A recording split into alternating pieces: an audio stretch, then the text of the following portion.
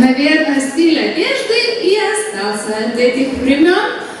Взять зонтик в руки, убрать волосы. Похоже, я была на Мэри Поппинс и я.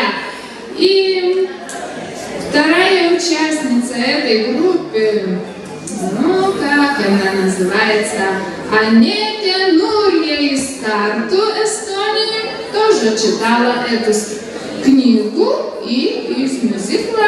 Вот у нее зонтики есть в руках. Я угадала. Послушай.